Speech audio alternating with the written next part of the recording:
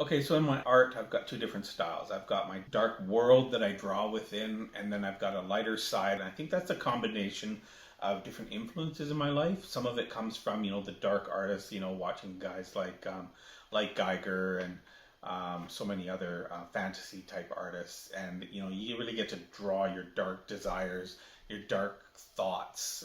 It's good to be scared by your own thoughts sometimes, and it's great to just draw them out and use them.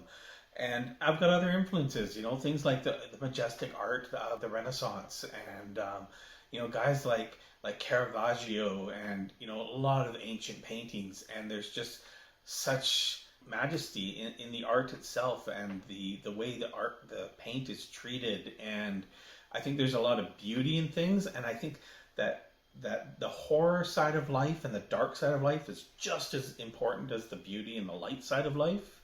And I don't think that anyone should dwell in one area too long. I do a lot of writing, I do a lot of poetry as well, and I write some really dark stuff. And it's not because I'm a dark person, it's just because sometimes it's good to go there. It's therapeutic. You can get out your energies, you can involve yourself in a world that doesn't exist and do the most bizarre things, and then you can come back and, in reality, the beauty that is in painting and imagery around the world, it's not real either. I mean, we don't frolic with unicorns, we don't dance with angels, and but we can do that in art. People have been doing that in art for centuries, and it's, for me, a painting is always a sense of fantasy. It doesn't matter how realistic you paint it, it's always a fantasy. It doesn't matter whether it's a still life or people. There's always some fantastic thing about it. And I think it's really important that we all visit both ends of our spectrums. We can't all live in happiness and glory all the time. In fact, happiness doesn't exist without sadness, anger, fear. You can't have one without the other. So not only do you start to explore both ends of that, you actually get to take both of them and pull them together and see where they collide, see where one begins and the other one ends. You can take the two things. You can take a beautiful, bright, happy image and put it in a dark environment and create a contrast that no one else has seen or thought of. And likewise, you can take a spring field with daisies and flowers and sun and clouds and butterflies and put this whole homunculus creature in the middle of it. And people's brains start to okay, what just happened there? What are we doing? What are we creating? And it really sort of makes people's imaginations tweak a little bit. But you can't just do it. You've got to actually know your subject matter. So if you get to know the bright side and what makes a painting bright and light and beautiful, you also get to learn what makes dark painting dark and everything. You can't just fake your way into it. You have to learn the subject matter.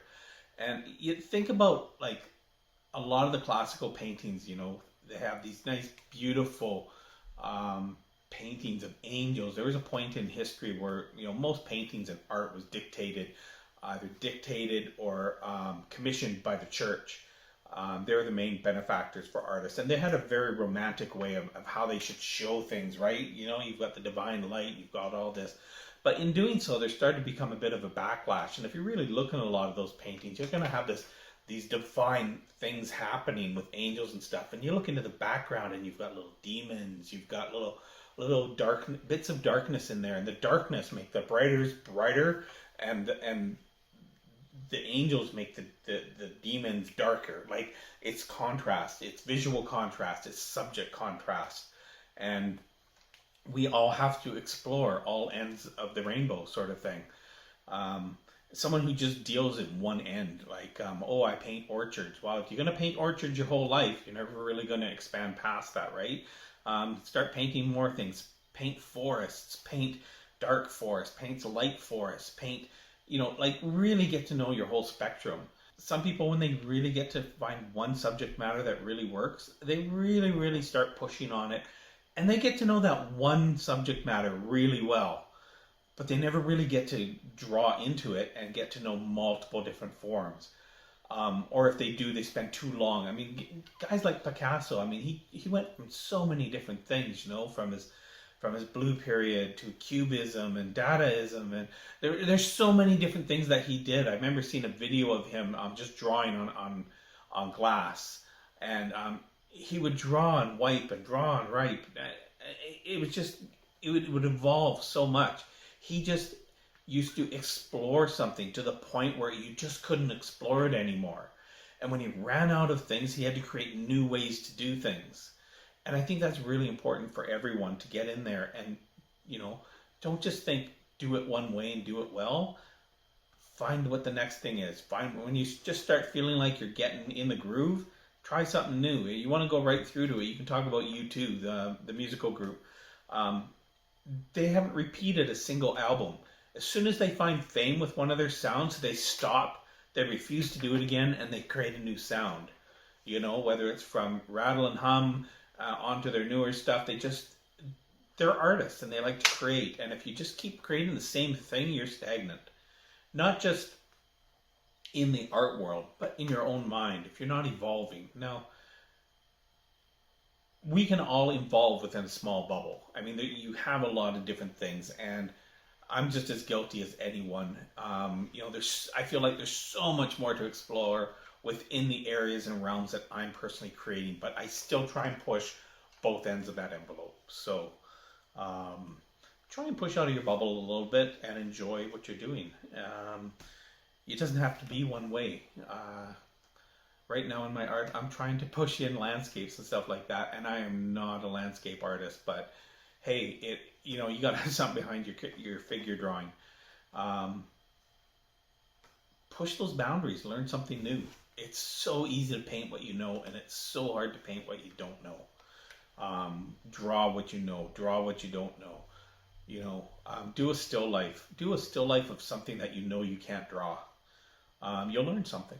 So that's what we're all here to do. Is we're all learning things, and that's what life's about. So, yeah.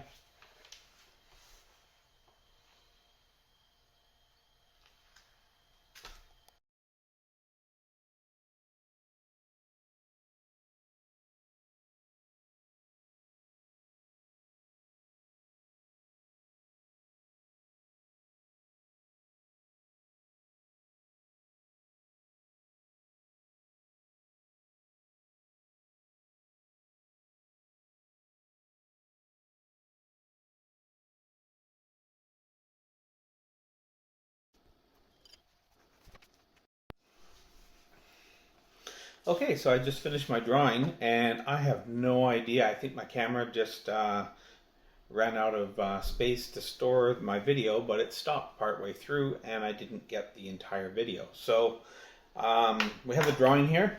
This is the drawing completed, and unfortunately we don't have all the footage, but we have the final, which is the important part. So this is where we're standing. Just a random abstract background with a little bit of random tech in the background. Absolutely obscure tech that means nothing. It does nothing. It just looks cool in the background. And here's this guy. So yeah, thanks for coming out, and I hope you enjoyed what video you got to see. And we will see you in the next video. So have an amazing time and good day.